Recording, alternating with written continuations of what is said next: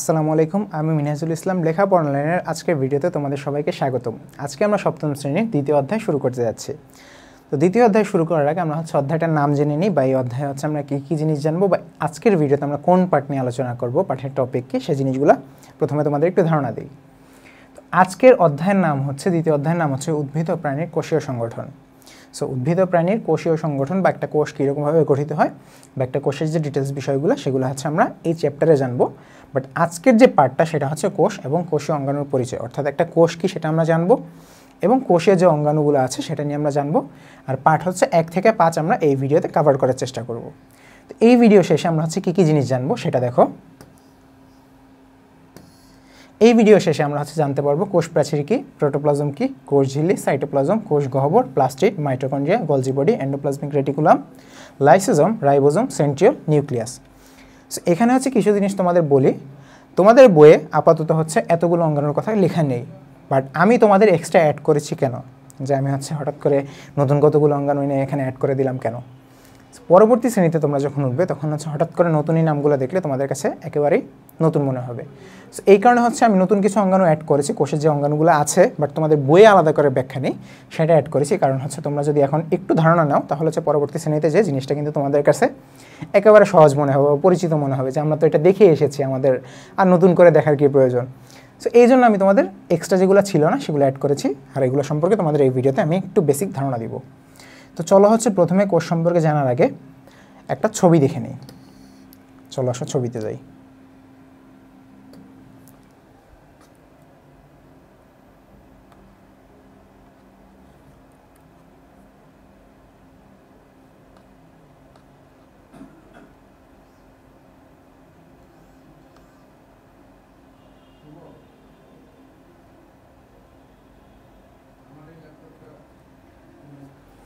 দেখো, এই দুইটা কোষ।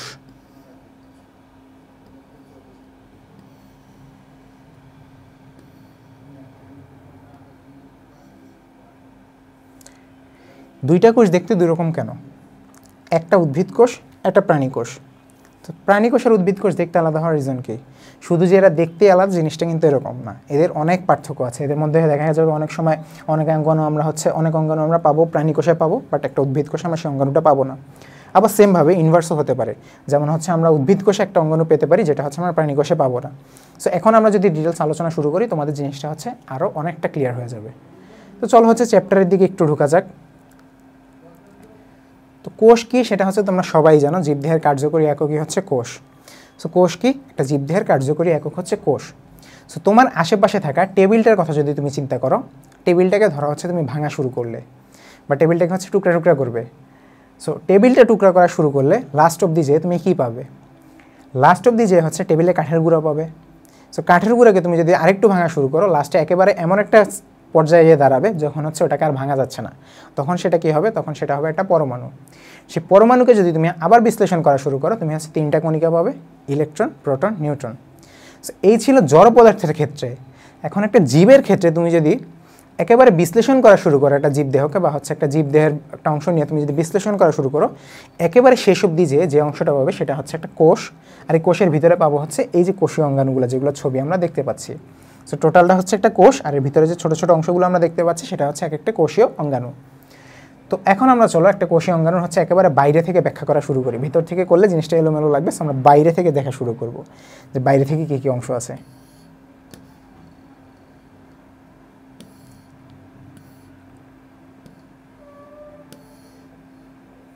চলো উদ্ভিদ কোষ নিয়ে প্রথমে আলোচনা করি।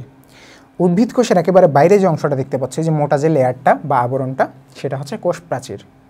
সো কোষ প্রাচীর কি? কোষ প্রাচীর একটি উদ্ভিদ কোষে সবচেয়ে বাইরের যে অংশটা, যে জড় পদার্থ দ্বারা যে প্রাচীরটা গঠন হয়, সেটা কোষ প্রাচীর।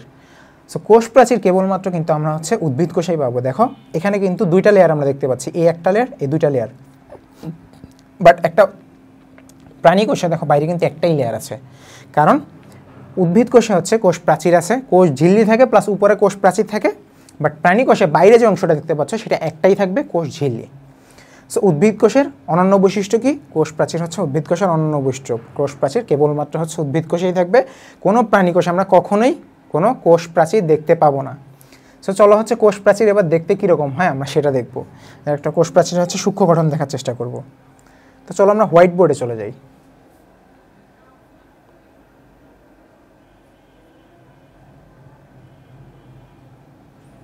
এই হচ্ছে হোয়াইট বোর্ড। এখন আমি এখানে কোষ প্রাচীর আঁকবো। তো পেন সাইজটা একটু চেঞ্জ করে নিই যাতে করে হচ্ছে তোমাদের জিনিসটা বুঝতে সুবিধা হবে।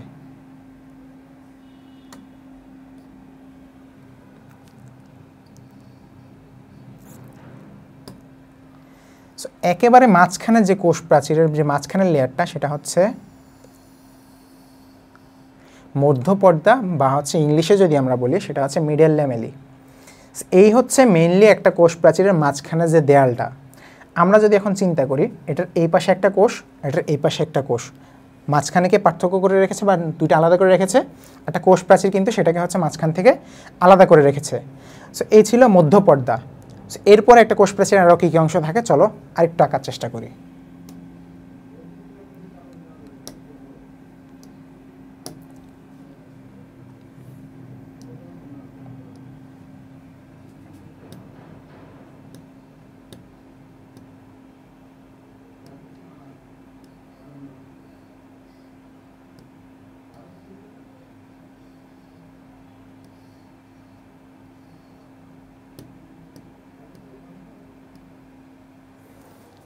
মার্কারটার সাইজটা চেঞ্জ করে নিচ্ছি।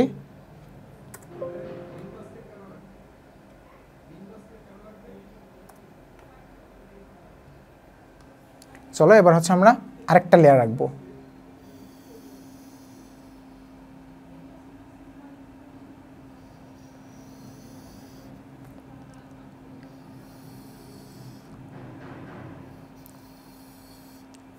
এই যে প্রাথমিক প্রাচীরের উপরে যে দুইটা লেয়ার গঠন হলো বা হচ্ছে দুই পাশে দুইটা লেয়ার গঠন হলো, এটা হচ্ছে মধ্যপর্দার উপরে এই যে প্রাথমিক যে লেয়ারটা গঠন হলো সেটা হচ্ছে প্রাথমিক প্রাচীর বা হচ্ছে প্রাথমিক পর্দা। তাহলে মিডলেরটা কি? মিডলেরটা হচ্ছে মধ্যপর্দা। মধ্যপর্দার উপরে আরও যে লেয়ারটা গঠন হলো সেটা কি? প্রাথমিক প্রাচীর বা হচ্ছে প্রাথমিক পর্দা। এই প্রাথমিক প্রাচীরের হচ্ছে গঠন হয় হচ্ছে হেমিসেলুলোজ, সেলুলোজ বা এই ধরনের আরও অনেক উপাদান নিয়ে। বাট জেনারেলি যেহেতু তোমাদের বইয়ে একটা উপাদানের কথা বলা আছে, সেলুলোজ নিয়ে হচ্ছে কোষ প্রাচীর গঠিত, সো আমরা আপাতত সেটাই জানবো। বাট এক্সট্রা কিছু আমি তোমাদের ইনফো দিই, সেটা হচ্ছে তোমরা জানলে তোমাদের জন্য পরবর্তী শ্রেণীতে সুবিধা হবে। এই যে মধ্যপর্দা সেটা হচ্ছে গলজি বডি থেকে আসা ফ্র্যাগমোপ্লাস্ট নিয়ে হচ্ছে সেটা গঠন হয়। এরপরে উপরে যে পর্দাটা প্রাথমিক প্রাচীর সেটা হচ্ছে কি নিয়ে? সেলুলোজ বা হেমিসেলুলোজ নিয়ে গঠন হয়। এই প্রাথমিক প্রাচীরের উপরে বা প্রাথমিক পর্দার উপরে আরও আরেকটা লেয়ার হবে।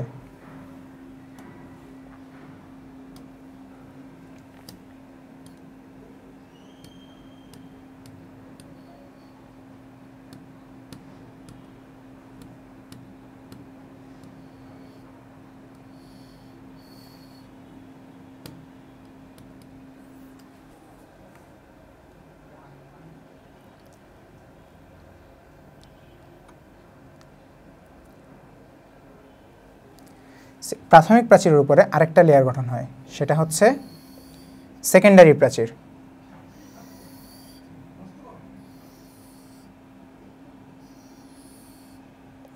সো প্রাথমিক প্রাচীরের উপরে কি হলো? সেকেন্ডারি প্রাচীর গঠন হলো। বাট এই সেকেন্ডারি প্রাচীর কিন্তু হচ্ছে সব ধরনের কোষে আমরা দেখতে পাবো না। কিছু কিছু কোষে হচ্ছে আমরা সেকেন্ডারি প্রাচীর দেখতে পাই বা কিছু কিছু কোষে হচ্ছে সেকেন্ডারি প্রাচীর দেখতে পাই না। মিডল যে পর্দাটা সেটা ছিল এক লেয়ারের, প্রাথমিক যে পর্দাটা সেটাও এক লেয়ারের, সেকেন্ডারি প্রাচীরটা আবার হচ্ছে 3টা লেয়ারের হয়। এর মাঝখানে হচ্ছে এরকম 3টা লেয়ার থাকে, এই একটা, এই দুইটা, এই হচ্ছে 3টা। সেমভাবে এগুলোতেও 1টা 2টা 3টা করে লেয়ার থাকবে। তাহলে সেকেন্ডারি প্রাচীর কয় লেয়ারের? 3 লেয়ারের। প্রাথমিক প্রাচীর কয় লেয়ারের? 1 লেয়ারের। আর মধ্যপর্দাটা অবশ্যই 1 লেয়ারের।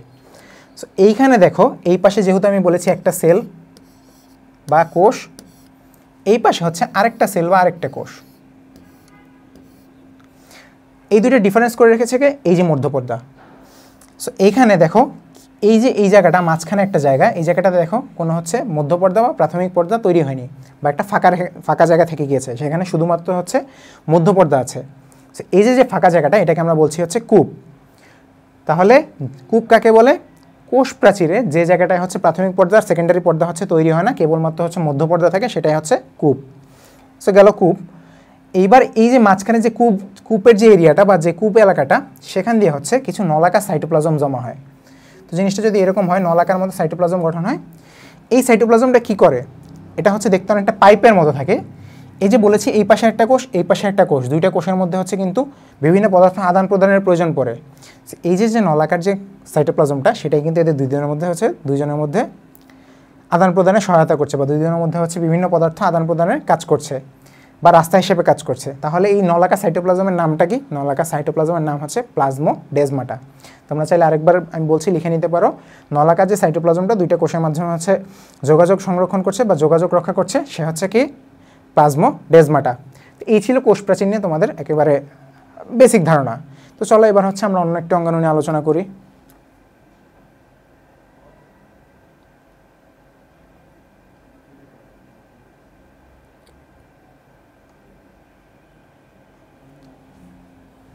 চলো আবার আমরা কোষের দিকে ফিরে যাই। কোষ প্রাচীর জেনেছি, এবার কোষ প্রাচীর থেকে আরেকটু ভিতরে আসলে কী পাবো? কোষ ঝিল্লি বা হচ্ছে সেল মেমব্রেন। কোষ ঝিল্লি হচ্ছে কোষের সজীব যে পর্দাটা থাকবে সেটাই হচ্ছে কোষ ঝিল্লি। আর কোষ ঝিল্লি আমরা কোথায় পাবো? উদ্ভিদ কোষ, প্রাণী কোষ, দুই জায়গায় আমরা কিন্তু কোষ ঝিল্লি পাবো, বাট কোষ প্রাচীর আমরা কেবল এক জায়গায় পেয়েছি। সো কোষ ঝিল্লি গেল। এবার কোষ ঝিল্লি সহ টোটাল যে কোষটা, যদি শুধুমাত্র আমরা একটা উদ্ভিদ কোষ থেকে হচ্ছে প্রাচীরটা বাদ দিয়ে দিই, শুধু কোষ ঝিল্লি সহ হচ্ছে পুরো কোষটা থাকে, তখন সেটাকে আমরা বলবো হচ্ছে প্রোটোপ্লাজম। সেমভাবে একটা প্রাণী কোষে আমরা যেহেতু কোষ প্রাচীর নেই, সো একটা প্রাণী কোষকে আমরা টোটাল সব অঙ্গাণু সহ হচ্ছে কোষ ঝিল্লি সহ আমরা কী বলতে পারবো? একটা হচ্ছে প্রোটোপ্লাজম। আর এই প্রোটোপ্লাজমে হচ্ছে প্রায় 65 থেকে 90% হচ্ছে পানি থাকে, বা হচ্ছে কিছু কিছু জায়গায় 70 থেকে 90% পানির কথা উল্লেখ আছে, বাট এটা নিয়ে হচ্ছে দ্বিমত আছে। কিছু কিছু বইয়ে দেখা গেছে 70 থেকে 90, কিছু কিছু বইয়ে হচ্ছে 65 থেকে 95 বা 90 এরকম। সো মোটামুটি ধারণা রাখবে যে বেসিক এটাতে হচ্ছে 65 থেকে 90% পানি থাকতে পারে। আর যেহেতু হচ্ছে পানির নাম অপর নাম জীবন, যে আমরা বলি না যে পানির অপর নাম জীবন, আর প্রোটোপ্লাজমে কিন্তু হচ্ছে সবচেয়ে বেশি পরিমাণ হচ্ছে পানিই থাকছে। সো প্রোটোপ্লাজমকে এই কারণে হচ্ছে জীবনের ভৌতভিত্তি বলা হয়। সো এই গেল প্রোটোপ্লাজম, আর জানলাম হচ্ছে কোষ ঝিল্লি। এবার এর ভিতরে গেলে যে আমরা ফাঁকা যে জায়গাগুলো পাচ্ছি, যে সবুজ, এটা হচ্ছে জাস্ট এখানে বোঝানোর জন্য সবুজ রং দেওয়া হয়েছে, এটা কিন্তু জেনারেলি সবুজ রং থাকে না। অর্ধস্বচ্ছ জেলির মতো একটা পদার্থ থাকবে, যেটা হচ্ছে দানাদার প্রকৃতি, সেটাকে বলবে হচ্ছে সাইটোপ্লাজম। আর এই সাইটোপ্লাজমই হচ্ছে সকল ধরনের কোষীয় অঙ্গাণুগুলোকে ধারণ করে রেখেছে। দেখো সবগুলো কিন্তু এই সাইটোপ্লাজমের মধ্যেই আছে। এই যে এটার কথা চিন্তা করো, সাইটোপ্লাজমের মাঝে, এটাও সাইটোপ্লাজমের মাঝে। সো যেহেতু এই অঙ্গাণুগুলো সাইটোপ্লাজম ধরে রেখেছে, তাই এগুলোকে একত্রে হচ্ছে সাইটোপ্লাজমীয় অঙ্গাণু বলা হয়। সো গেল সাইটোপ্লাজম। এবার চলো আমরা দেখি স্লাইডে আর কি কি অঙ্গাণুর কথা আমাদের উল্লেখ আছে। প্রোটোপ্লাজম গেছে, কোষ প্রাচীর গেছে, কোষ ঝিল্লি গিয়েছে, সাইটোপ্লাজম গিয়েছে, এবার হচ্ছে কোষ গহ্বর। এই যে মাঝখানে সবচেয়ে বড় যে ফাঁকা অংশটা দেখতে পাচ্ছ, এটাই হচ্ছে কোষ গহ্বর।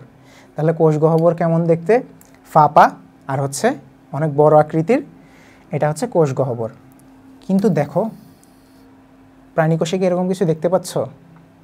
প্রাণী কোষে এরকম কিছু দেখা যাচ্ছে না, কারণ কোষ গহ্বর জেনারেলি হচ্ছে উদ্ভিদ কোষের বৈশিষ্ট্য। উদ্ভিদ কোষে কোষ গহ্বর থাকবে, প্রাণী কোষে কোষ গহ্বর মোস্ট অফ দ্য টাইম থাকবে না, বাট কিছু কিছু টাইমে থাকতে পারে, বাট সেটা খুব রেয়ার। আর যদিও থাকে, সেটার আকৃতি খুবই ক্ষুদ্র হবে। এত বড় উদ্ভিদ কোষের মতো এত বড় কোষ গহ্বর থাকবে না। কোষ গহ্বরের কাজ কী তাহলে? কোষ গহ্বরের কাজ হচ্ছে বিভিন্ন তরল পদার্থ, অজৈব লবণ বা হচ্ছে বিভিন্ন তরল আরও অন্য যে পদার্থ থাকে সেগুলো হচ্ছে ধারণ করে রাখা।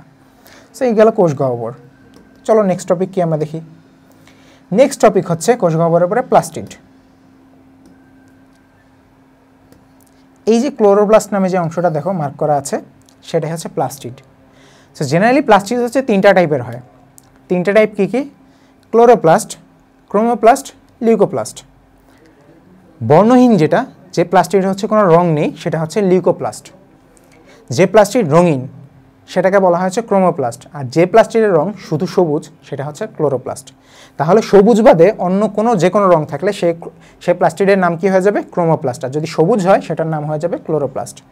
তো চলো এখন আমরা জানি যে এই যে সবুজ রঙের কাজ কি, রং না থাকার প্লাস্টিডের কাজ কি, আর হচ্ছে রঙিন যে প্লাস্টিড সেটারই বা কাজ কি। যে প্লাস্টিডের রং নেই বা হচ্ছে লিউকোপ্লাস্ট, সেটার কাজ হচ্ছে খাদ্য সঞ্চয় করে রাখা। সেটার আবার প্রকারভেদ আছে, ইলায়োপ্লাস্ট, অ্যামাইলোপ্লাস্ট, আর হচ্ছে অ্যামাইলোপ্লাস্ট, অ্যালুরোপ্লাস্ট, আর হচ্ছে ইলায়োপ্লাস্ট। সো অত ডিপে আমি যাচ্ছি না, বাট এদের কাজ হচ্ছে জেনারেলি খাদ্য সংরক্ষণ করে রাখা বা হচ্ছে খাদ্য সঞ্চয় করে রাখা। তবে এখানে আরেকটি বিষয়, যদি হচ্ছে এই যে লিউকোপ্লাস্টের কথা বললাম, এটা যদি সূর্যের আলোর সংস্পর্শে যায় তখন এটা হচ্ছে ক্লোরোপ্লাস্টে রূপান্তর হতে পারে। আবার যদি ক্লোরোপ্লাস্ট সূর্যের আলোর অভাব পড়ে তখন কিন্তু সেখানে সে লিউকোপ্লাস্ট হয়ে যেতে পারে। তাহলে লিউকোপ্লাস্ট কোথায় থাকে? লিউকোপ্লাস্ট এমন এরিয়াতে থাকে যেখানে হচ্ছে সূর্যের আলোর উপস্থিতি নেই বা সূর্যের আলো হচ্ছে যেখানে পৌঁছায় না। কোথায় পৌঁছায় না? মাটির নিচে মূলে কখনোই সূর্যের আলো পৌঁছায় না, সেখানে হচ্ছে যে প্লাস্টিক থাকবে সেটা লিউকোপ্লাস্ট। এবার আসি ক্রোমোপ্লাস্টের কথায়। ক্রোমোপ্লাস্ট কী কাজ করে? ক্রোমোপ্লাস্ট যেহেতু রঙিন, আমরা দেখতে পারি কি ফুল বা বিভিন্ন পাতাও দেখতে পারি রঙিন, বা ফল দেখতে পারি রঙিন। সো এখানে কাজটা কি, রং হওয়ার কারণটা কি? রঙিন হলে হচ্ছে বিভিন্ন পতঙ্গ এর প্রতি আকৃষ্ট হয়, এসে এটার উপরে বসে। সো এখান থেকে পতঙ্গের মাধ্যমে হচ্ছে পরাগায়ন ঘটে। পতঙ্গ যখন হচ্ছে পরাগরেণুটা নিয়ে অন্য একটা ফুলে যেয়ে বসবে, সে পরাগরেণুটা ওই ফুলের গর্ভাশয়ে যেয়ে পড়ে। সো এখানে পরাগায়ন সম্পন্ন হয়। এই কারণে হচ্ছে ক্রোমোপ্লাস্ট পরাগায়নে ভূমিকা পালন করে। এরপরে আসি ক্লোরোপ্লাস্ট বা সবচেয়ে ইম্পর্টেন্ট প্লাস্টিডের কথায়। ক্লোরোপ্লাস্ট আমরা সে ছোটোবেলা থেকে জেনে এসেছি যে ক্লোরোপ্লাস্ট হচ্ছে উদ্ভিদের খাদ্য তৈরিতে সহায়তা করে। সূর্যের আলোর উপস্থিতিতে ক্লোরোপ্লাস্ট হচ্ছে ক্লোরোফিলের উপস্থিতিতে উদ্ভিদ খাদ্য তৈরি করে। সো ক্লোরোপ্লাস্ট তাহলে সবুজ যে প্লাস্টিড বা হচ্ছে ক্লোরোপ্লাস্ট, সেটা কী কাজ করছে? উদ্ভিদের খাদ্য তৈরিতে সহায়তা করছে। এই যে অঙ্গাণুটা, এটা হচ্ছে যেহেতু উদ্ভিদের খাদ্য তৈরিতে সহায়তা করতেছে, এই জন্য হচ্ছে একে কোষের রান্নাঘর বলা হয়। আমরা আমাদের খাদ্য কোথায় তৈরি করি? রান্নাঘরে যে। সো উদ্ভিদ যেহেতু এইখানেই রান্না করছে বা এইখানেই তার খাদ্য তৈরি করছে, এই কারণে হচ্ছে একে কোষের রান্নাঘর বলা হচ্ছে। এই ছিল প্লাস্টিড নিয়ে আলোচনা। চলো নেক্সট টপিকটা কী আছে আমরা দেখে নিই। প্লাস্টিডের পরে আছে মাইটোকন্ড্রিয়া। এই দেখো মাইটোকন্ড্রিয়া, এটা দেখতে পাচ্ছ, এটা হচ্ছে মাইটোকন্ড্রিয়া। মাইটোকন্ড্রিয়া হচ্ছে 2 স্তর বিশিষ্ট আবরণ বিশিষ্ট একটা অঙ্গাণু, যেটা হচ্ছে কোষের শক্তি উৎপন্ন করতে সহায়তা করে। সো কোষের শক্তি কীভাবে উৎপন্ন হচ্ছে? এই যে আমরা যে কাজ করছি বা একটা উদ্ভিদে যে বিভিন্ন ক্রিয়া বিক্রিয়া চলছে, এটার জন্য অবশ্যই শক্তি প্রয়োজন। শক্তি ছাড়া কি আজ পর্যন্ত কোনো কাজ হয়েছে? হয়নি। সো এই যে শক্তিটা আসতেছে কিসে থেকে বা কোথা থেকে শক্তিটা আসছে? এই শক্তিটা আসছে শ্বসনের মাধ্যমে। শ্বসনের মাধ্যমে আজ পর্যন্ত যে পৃথিবীতে যত শক্তি আছে বা এই যে যত শক্তি উৎপন্ন হচ্ছে বিভিন্ন জীবদেহে, টোটালটা শ্বসনের মাধ্যমে উৎপন্ন হচ্ছে। সো শ্বসনের 4টা ধাপে সম্পন্ন হয়। যে 2টা ধাপে সবচেয়ে বেশি পরিমাণ শক্তি উৎপন্ন হয়, সেই 2টা ধাপই সম্পন্ন হয় হচ্ছে এই মাইটোকন্ড্রিয়াতে। যেহেতু সবচেয়ে বেশি শক্তি উৎপন্ন হওয়ার 2টা ধাপ মাইটোকন্ড্রিয়াতে সম্পন্ন হচ্ছে, সো মাইটোকন্ড্রিয়া সবচেয়ে বেশি শক্তি উৎপন্ন করছে। আর এই বেশি শক্তি উৎপন্ন করার কারণে মাইটোকন্ড্রিয়াকে বলা হয় হচ্ছে কোষের পাওয়ার হাউস বা শক্তিঘর। সো কোষের পাওয়ার হাউস বা শক্তিঘর কাকে বলা হচ্ছে? মাইটোকন্ড্রিয়াতে। কেন বলা হচ্ছে? মাইটোকন্ড্রিয়াতে হচ্ছে শ্বসনের সবচেয়ে গুরুত্বপূর্ণ যে 2টা ধাপ বা সবচেয়ে বেশি শক্তি উৎপন্ন করে যে 2টা ধাপ, সে 2টা মাইটোকন্ড্রিয়াতে সম্পন্ন হচ্ছে। এই কারণে মাইটোকন্ড্রিয়াকে কোষের পাওয়ার হাউস বা শক্তিঘর বলা হচ্ছে। আর মাইটোকন্ড্রিয়ার এই যে উপরে যে লেয়ারটা, সেটা থাকবে হচ্ছে স্মুথ, আর ভিতরের লেয়ারটা দেখো এই যে ভাঁজ হয়ে আছে, এই ভাঁজগুলোকে বলা হচ্ছে ক্রিস্টি। সো উপরের লেয়ার হচ্ছে স্মুথ, ভিতরের লেয়ার হচ্ছে ভাঁজযুক্ত। এই ছিল মাইটোকন্ড্রিয়া নিয়ে আলোচনা। চলো নেক্সট অঙ্গাণুতে যাই। নেক্সট কি আছে? Golgi body. এই যে নলাকার যে অংশগুলো দেখতে পাচ্ছ, এটি হচ্ছে গলজি বডি। গলজি বডি আমরা হচ্ছে উদ্ভিদ কোষ প্লাস প্রাণী কোষ 2 জায়গায় কিন্তু দেখতে পাচ্ছি। আর গলজি বডি হচ্ছে বিভিন্ন উপাদান আনা নেওয়ার কাজটা করে বা যাতায়াতের কাজটা করে। গলজি বডির পরে আছে এন্ডোপ্লাজমিক রেটিকুলাম। এই যে তোমরা নিউক্লিয়াস দেখতে পাচ্ছ, নিউক্লিয়াসের উপরে দেখো কতগুলো নলের মতো অংশ দেখতে পাচ্ছ না?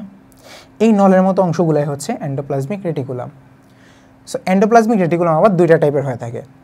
দেখো কিছু এন্ডোপ্লাজমিক রেটিকুলামের লেয়ারটা হচ্ছে একেবারে স্মুথ, এখানে কি অন্য কোনো মানে স্মুথ ছাড়া অন্য কিছু আছে? বাট এই যে উপরের দিকে যে অংশগুলো, সেগুলোতে দেখা হচ্ছে ক্ষুদ্র ক্ষুদ্র কণা লেগে আছে বা হচ্ছে ক্ষুদ্র ক্ষুদ্র দানার মতো কিছু অংশ লেগে আছে। এই যে ক্ষুদ্র যে দানার মতো অংশগুলো লেগে আছে, এগুলো হচ্ছে রাইবোজোম। আর যেগুলোর গায়ে হচ্ছে রাইবোজোম লেগে থাকবে, সেগুলোকে বলা হচ্ছে অমসৃণ এন্ডোপ্লাজমিক রেটিকুলাম। আর যেগুলোর গায়ে হচ্ছে কোনো রাইবোজোম লেগে থাকবে না, যেগুলো হচ্ছে তলটা একেবারে স্মুথ থাকবে, সেটাকে বলা হবে হচ্ছে মসৃণ এন্ডোপ্লাজমিক রেটিকুলাম। তো যেহেতু হচ্ছে জানলাম এন্ডোপ্লাজমিক রেটিকুলাম আর এর গায়ে থাকে রাইবোজোম, তাহলে হচ্ছে রাইবোজোম কি সেটা আমরা জেনে নেই। রাইবোজোম হচ্ছে একটি কোষের যে প্রোটিনের সংশ্লেষণ করে, সেটাই হচ্ছে রাইবোজোম। এজন্য রাইবোজোমকে প্রোটিন ফ্যাক্টরি বলা হয়। যেহেতু টোটাল রাইবোজোমে হচ্ছে প্রোটিনের সংশ্লেষণটা হচ্ছে, তাই হচ্ছে রাইবোজোমকে কোষের প্রোটিন ফ্যাক্টরি বলা হচ্ছে। চলো নেক্সট দেখে নিই কী আছে। গলজি বডি জানলাম, এন্ডোপ্লাজমিক রেটিকুলাম জানলাম, রাইবোজোম জানলাম। এখন লাইসোজোম, সেন্ট্রিওল আর হচ্ছে নিউক্লিয়াস।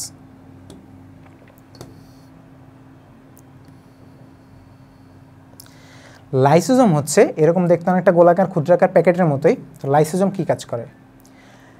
লাইসোজোম হচ্ছে একটি কোষের বিভিন্ন ক্ষতিকর উপাদান হচ্ছে প্যাকেট করে রাখে। প্যাকেট করে রাখে কেন?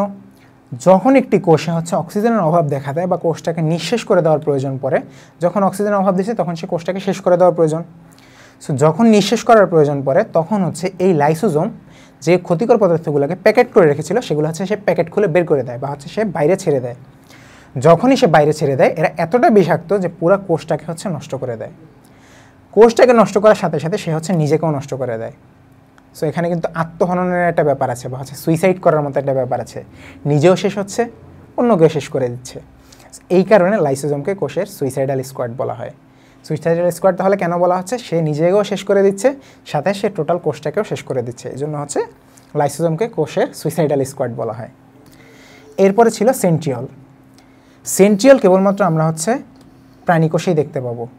এই যে পাইপের মতো অংশগুলো দেখতে পাচ্ছ, আমরা যদি 7-8টা পাইপ একসাথে এরকম গোল করে নিই, সেগুলোকে দেখতে যেরকম লাগবে সেন্ট্রিওল দেখতে ঠিক সেরকম।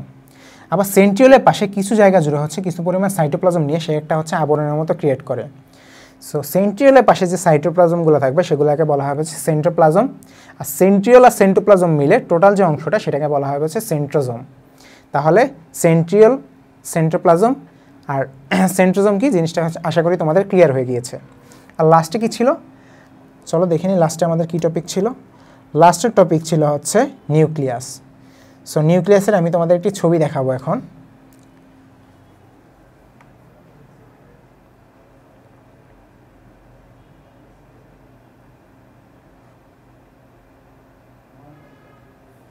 এই হচ্ছে একটা নিউক্লিয়াস।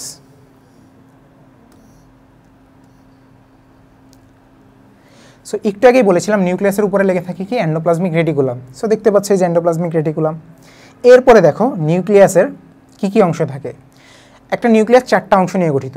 তাহলে একটা নিউক্লিয়াস কয়টা অংশ নিয়ে গঠিত? 4টা। কি কি? প্রথম হচ্ছে নিউক্লিয়ার মেমব্রেন বা নিউক্লিয়ার পর্দা। সেকেন্ড হচ্ছে নিউক্লিয়ার ভিতরে যে ধাত্র পদার্থ সেটা হচ্ছে নিউক্লিওপ্লাজম। এরপরে ভিতরে যে হচ্ছে এই যে জালের মতো যে অংশগুলো তোমরা দেখতে পাচ্ছ বা সুতার মতো পাকানো যে অংশগুলো দেখতে পাচ্ছ সেটা হচ্ছে ক্রোমাটিন বস্তু। আর এরপরে যে ভিতরে একেবারে ঘন যে অংশটা দেখতে পাচ্ছ গোলাকার সেটা হচ্ছে নিউক্লিওলাস। তো চলো হচ্ছে উপর থেকে শুরু করি। ফার্স্টে হচ্ছে আমরা কি বলেছিলাম নিউক্লিয়ার মেমব্রেন, যেটা হচ্ছে নিউক্লিয়ারের আবরণ।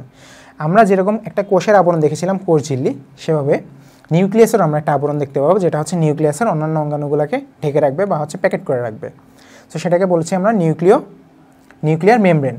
আর এই নিউক্লিয়ার মেমব্রেনে দেখো মাঝখানে কিছু কিছু জায়গায় ফাঁকা আছে যেখানে হচ্ছে কিছু নেই বা হচ্ছে নিউক্লিয়ার মেমব্রেন নেই। এই ফাঁকাগুলোকে বলা হচ্ছে নিউক্লিয়ার রন্ধ্র।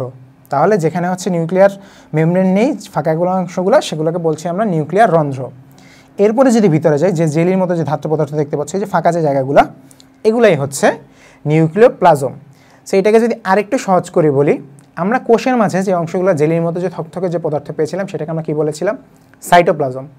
নিউক্লিয়াসের ভিতরে আবার যে জেলির মতো যে অংশগুলো থাকবে, থকথকে জেলির নিয়ে অর্ধস্বচ্ছ যে পদার্থ থাকবে, সেটাই হচ্ছে নিউক্লিওপ্লাজম। সো আমরা আরেকটু যদি ইজি করে বলি যে নিউক্লিয়াসের যে সাইটোপ্লাজম সেটাই হচ্ছে নিউক্লিওপ্লাজম। তাহলে কোষের যে সাইটোপ্লাজম সেটা সাইটোপ্লাজম, আর নিউক্লিয়াসের যে সাইটোপ্লাজম সেটা হচ্ছে নিউক্লিওপ্লাজম। এরপরে ভিতরে যে সুতার মতো যে পাকানো অংশগুলো দেখতে পাচ্ছ, তোমরা যদি কিছু সুতা পাকিয়ে একটা পানির মধ্যে রেখে দাও, সো এটা দেখতে যেরকম লাগবে, এই যে ক্রোমাটিন বস্তু যেগুলো, সেগুলো দেখতে ঠিক সেরকমই। সো এগুলো আবার যখন হচ্ছে ভাগ হয়ে যাবে কোষ বিভাজনের সময়, তখন এগুলো হচ্ছে একটা ক্রোমাটিড বা ক্রোমোজোম হিসাবে কাজ করবে। আর এরপরে লাস্ট হচ্ছে আমাদের নিউক্লিওলাস। আমরা একটা কোষকে উপর থেকে যদি দেখি, সবচেয়ে ঘন যে অংশটা দেখতে পাবো সেটা হচ্ছে একটা নিউক্লিয়াস। সেমভাবে নিউক্লিয়াসকে যদি আমরা উপর থেকে দেখতে পাই, সবচেয়ে ঘন যে অংশ, গোলাকার যে অংশটা দেখতে পাবো সেটাই হচ্ছে নিউক্লিওলাস। সো এটাকে আরেকটু ইজি করে বললে নিউক্লিয়াসের নিউক্লিয়াস। তাহলে নিউক্লিওলাস কি? নিউক্লিয়াসের নিউক্লিয়াস। সো এই হচ্ছে নিউক্লিওলাস। এছাড়াও এখানে যে ক্রোমাটিন বস্তুর কথা তো বললাম, ক্রোমাটিন বস্তু হচ্ছে ভাগ হয়ে যায়, সেটা হচ্ছে ক্রোমোজোম বা হচ্ছে ক্রোমাটিড হিসেবে কাজ করে। এই ছিল কোষীয় অঙ্গাণুগুলোর পরিচয় বা হচ্ছে তোমাদের একটু সংক্ষিপ্ত ধারণা দেওয়ার চেষ্টা করেছি। তো আজকের এই ভিডিও রিলেটেড তোমার যদি কোনো রকম কোনো কনফিউশন থেকে থাকে বা তোমাদের যদি মনে হয় যে ভাইয়া এই টপিকটা হচ্ছে আমি বুঝতে পারিনি বা এই টপিকটা নিয়ে আমার হচ্ছে কোনো কনফিউশন আছে, তোমরা ফ্র্যাঙ্কলি হচ্ছে কমেন্ট সেকশনে আমাদের সেটি জানাবে। আমরা এই চ্যাপ্টার শেষে চেষ্টা করব একটি ভিডিওতে তোমাদের সকল কনফিউশন ক্লিয়ার করে দেওয়ার জন্য। আর তোমরা অবশ্যই আমাদের চ্যানেল সাবস্ক্রাইব করে রাখবে, পাশে থাকা বেল বাটন ক্লিক করে রাখবে, তাহলে হচ্ছে যখনই আমরা পরবর্তী ভিডিও আপলোড দিব তোমরা সাথে সাথে সেই ভিডিওটির নোটিফিকেশন পেয়ে যাবে। আর ভিডিওগুলো অবশ্যই তোমরা ফ্রেন্ডদের সাথে শেয়ার করবে, তাহলে হচ্ছে তোমরা এই টপিক নিয়ে ফ্রেন্ডের সাথে ডিসকাস করতে পারবে, তোমাদের কিন্তু পড়াটা হচ্ছে ওখানেই হয়ে যাবে। সো সেই পর্যন্ত নেক্সট ভিডিও আসা পর্যন্ত তোমরা সবাই আমাদের সাথে থাকবে, ভালো থাকবে, সুস্থ থাকবে। আল্লাহ হাফেজ।